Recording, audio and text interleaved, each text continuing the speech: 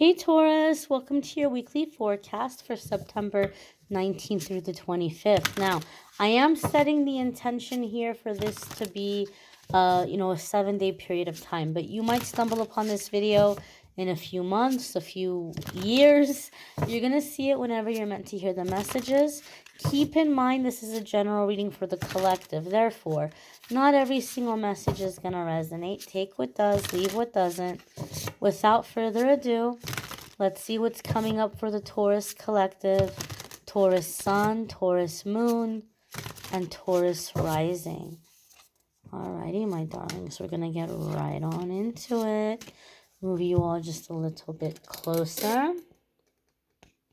First card coming up here for my dears and my darlings is the Two of Wands. This is choices, this is decisions, but what I just heard was balance.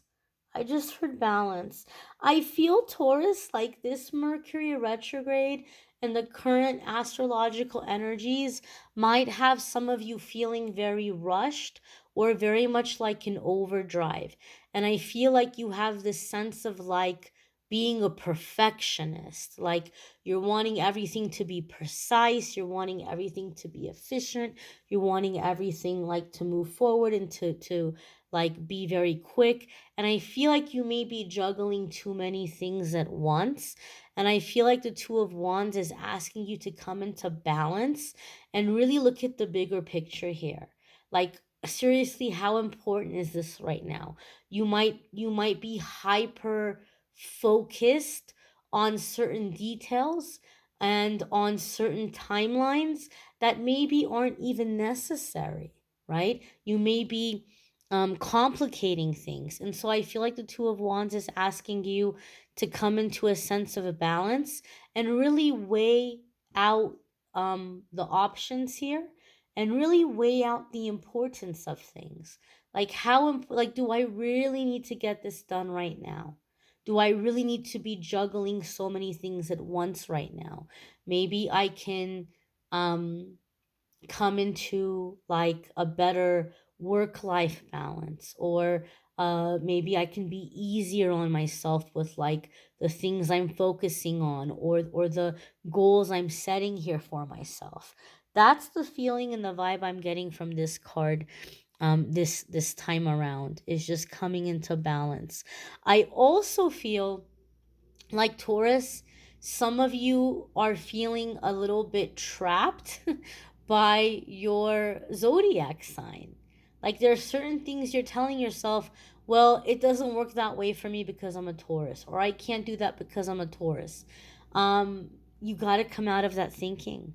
You have to come out of that thinking, because there's going to be negatives and positives of every sign. There's going to be high vibration and low vibration of every sign. And it doesn't mean that this is some kind of like a sentence that you're doomed to be a certain way. Scorpios are said to be very jealous, right? Like, oh, Scorpio. I'm saying this because I'm a Scorpio sun. I'm a Taurus moon, but I'm a Scorpio sun. And I can tell you, jealousy can definitely be a natural inclination or tendency that I've had in my life, especially when I was younger. But as I've gotten older and as I've done my work and I've done my healing and I've done my clearing, I don't like to spend any time in that realm of jealousy, right? Sometimes it might come up a little bit and I'm able to disconnect and kind of search myself. Why is this triggering me? Why am I feeling jealous? And work through it and like release it. It's not something that consumes me. It's not something that's going to cause me to like all of a sudden get very bitter or very resentful or lash out at somebody or get all suspicious and paranoid. When I was younger, oh yeah, you know, but that's the thing. Just because you have a certain trait or characteristic or personality type or something that's associated with your zodiac sign, it doesn't mean that you're trapped to the extreme of that thing. You can work on it. It can become a strength for you. you know? And it can be something that doesn't plague you or stress you out anymore. Just something that's coming in intuitively here for some of you, Taurus. The next card that's coming up here for you all is the Knight of Wands. Traditionally speaking, this could be a fire sign person, an Aries, a Sagittarius, or Leo, or somebody who is a fire sign, sun, moon, rising, or Venus. Knight of Wands can be someone who comes in and out of your life. It is Mercury retrograde, and people tend to pop up from the past during Mercury retrograde. That could be happening for some of you. But I feel this Knight of Wands, and sometimes it can be an ultimatum. You may be giving someone an ultimatum, or somebody may be giving you an ultimatum. But I feel this Knight of Wands is a continuation of what I was saying before, that a lot of you are feeling very rushed, and a lot of you are charging forward to something like an unrealistic timeline. So I feel this Knight of Wands is that rushed energy. Sometimes when I'm reading the cards, I pick up on the energy and I get ahead of the cards. So I'm not going to spend too much time on the Knight of Wands. I feel like the Knight of Wands is what I already said, is that this Mercury retrograde energy has some of you feeling very rushed, very panicked, very determined, very rigid. This has to be this way. And the Two of Wands is saying come into balance. So I feel like this is basically what I was picking up on. Next card here is the Five of Wands. So some of you are stressed out because you're doing too many things at once, and the things that you're trying to do at once, you are they're competing against each other. It's counterproductive.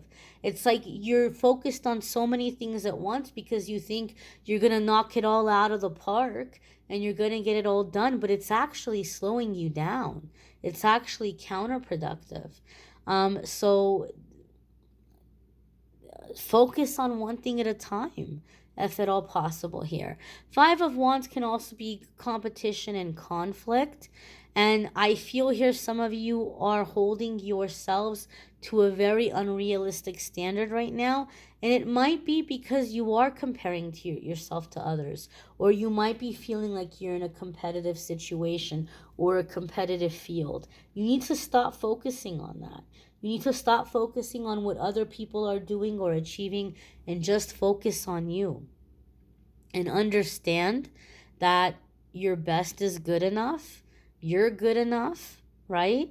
And there's no need to rush or push yourself so hard. I do feel that some of you are in a situation where others are competing with you or like jealous towards you. And you maybe are coming into a time where you're kind of asking yourself here, do I want to be in this situation? Do I want to be in this environment? Is it worth it? Do I want to move on to something else? Some of you may be in a work situation where the company has, and I've worked in companies that have done this and I hated it. It created such a toxic environment. But there's some companies that like to create tension in their employees. They like to stir the pot, and they like to make certain employees feel insecure. They might praise one employee, or they might give one employee like certain perks or benefits or attention, knowing that it's gonna upset other people, and now everybody's gonna excuse me, everybody's gonna compete with that employee. And they're like, oh, now we have maximum productivity. It's absolute chaos. People are going after each other, and they're like, yes, productivity, right? Like, we're getting the most out of all the employees because now they're all competing with each other. Gosh, I hated that kind of environment. Some of you may be in this kind of environment and you're tired of holding down the number one spot. And you might be saying, it's too much. I don't want to be in this environment anymore. Some of you may be dealing with friends or a romantic partner that, compares you to others because they feel like then you're going to jump through hoops and you're going to love them more and you're going to give them more. And you might be looking at the situation like, oh gosh, I don't think this is worth it. I don't want to jump through so many hoops, right? All I can do is be my best. You like it, you like it. You don't, you don't. And if you don't, that's cool. I just want to go and be where people are going to like what I am, instead of trying like I always have to measure up to some standard you're comparing me to, right? Um, I'm never going to be your mother. I'm never going to be your ex. I'm never going to be your old best friend. I'm never going to be, your favorite celebrity, right? If that's what you want, go at it. Have fun. Go for it. But all I can do is be me. Like a lot of you are realizing that it's taking too much of a toll on you trying to meet this standard. The next card that's coming up here for you all is the Princess of Pentacles.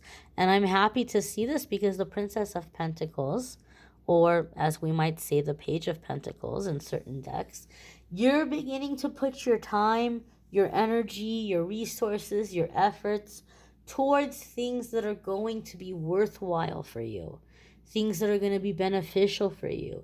You're tired of, spinning your wheels upside down and getting nowhere. You're thinking about the future, stability, security.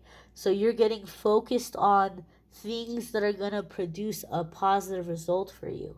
Traditionally speaking, the Princess of Pentacles can be a youthful earth sign person, Taurus, Capricorn, or Virgo. It could be you coming into more youthful energy and getting grounded here.